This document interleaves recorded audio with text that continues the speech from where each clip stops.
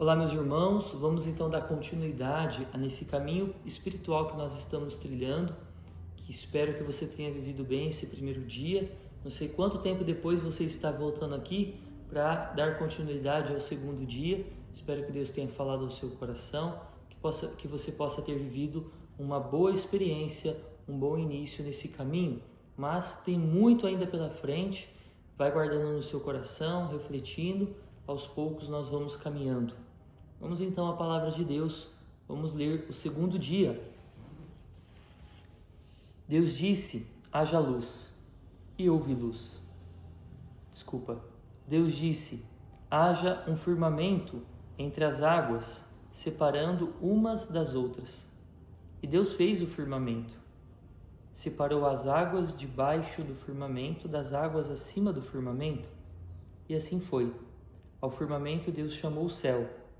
Houve tarde e manhã, o segundo dia.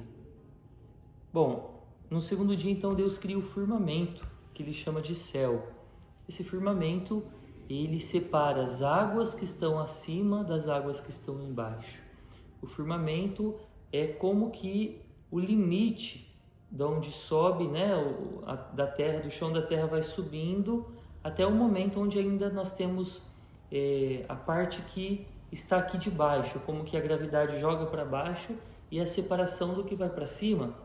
O firmamento é essa coisa estável, o céu, que separa então as águas de baixo com as águas de cima.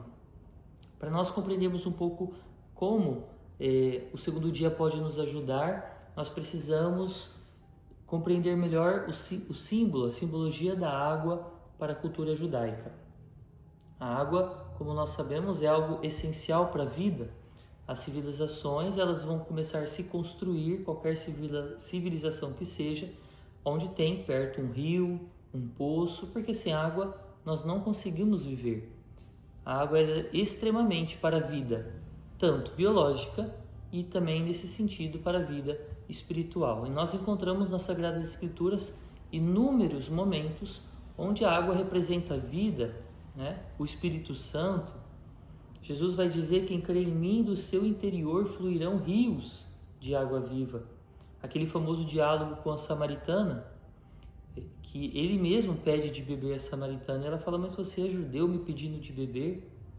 E Jesus fala, se você soubesse quem te pede de beber, é você quem pediria, e eu te daria água viva. Quem beber da água que eu der não terá mais sede. Então a água é esse símbolo de purificação, símbolo de vida, enfim, tantas coisas, tantos sinais, da importância da água e do seu símbolo espiritual para cada um de nós. Nós precisamos passar pela água do batismo para renascer em Cristo e assim por diante. Mas também a água ela tem uma dualidade. O autor aqui do livro nos coloca que em hebraico a água Maim é um dual.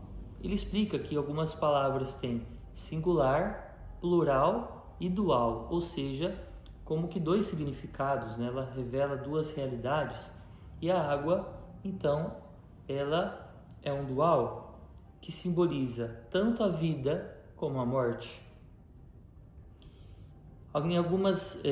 Jesus, por exemplo, quando anda sobre as águas, ele está realizando algo muito simbólico e profético, de que o mar também simboliza a habitação dos demônios, o lugar onde habita a morte, porque nós sabemos que é desafiador, você atravessar o mar com as tempestades.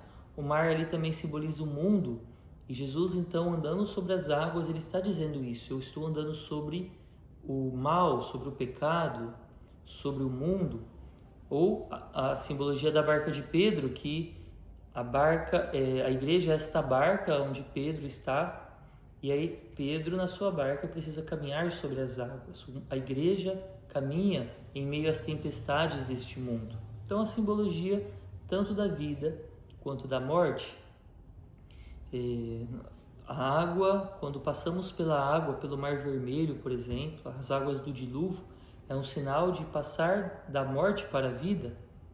A água tem o seu papel também de matar o homem velho, fazer renascer o homem novo.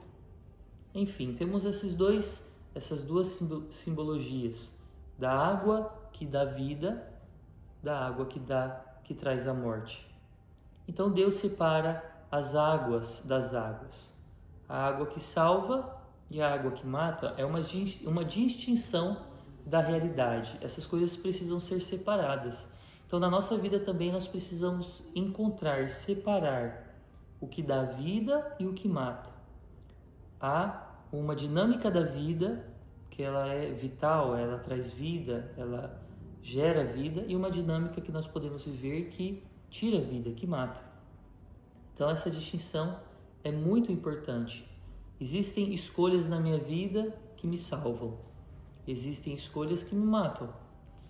Essa distinção, então, é muito importante do que me salva e do que me mata. Há escolhas na minha vida que me salvam e escolhas que me matam.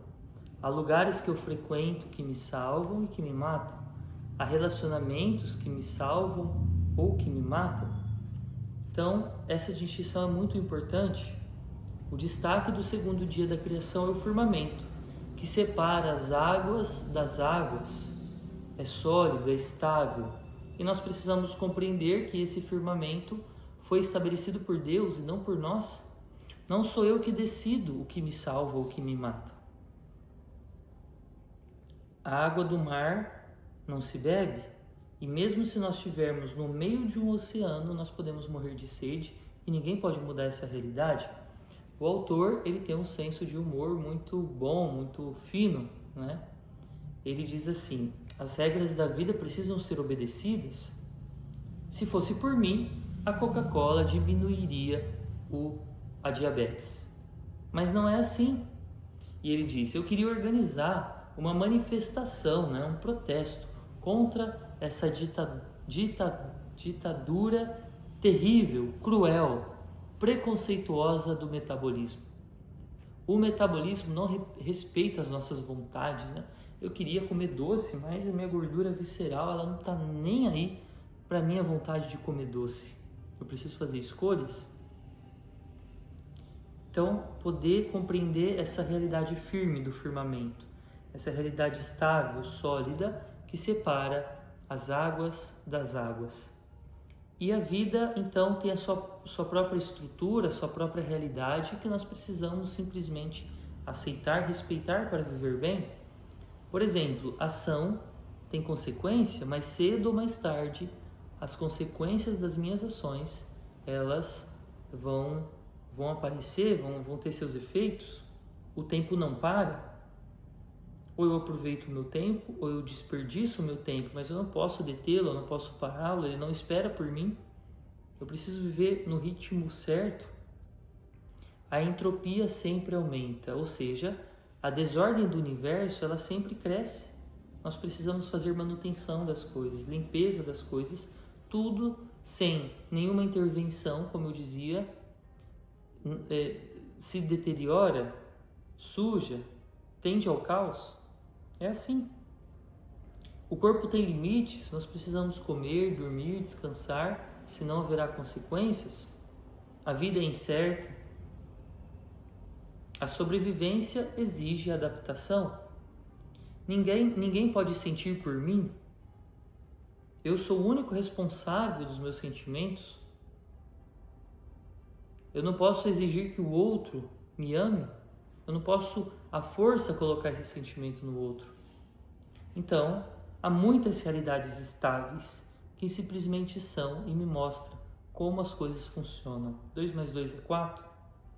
Então, para nós, algo muito simples, quando nós vamos viajar, por exemplo, nós precisamos arrumar a nossa mala e nós precisamos decidir, saber, e mais do que decidir, acolher, reconhecer o que é bom e o que não é bom nessa viagem.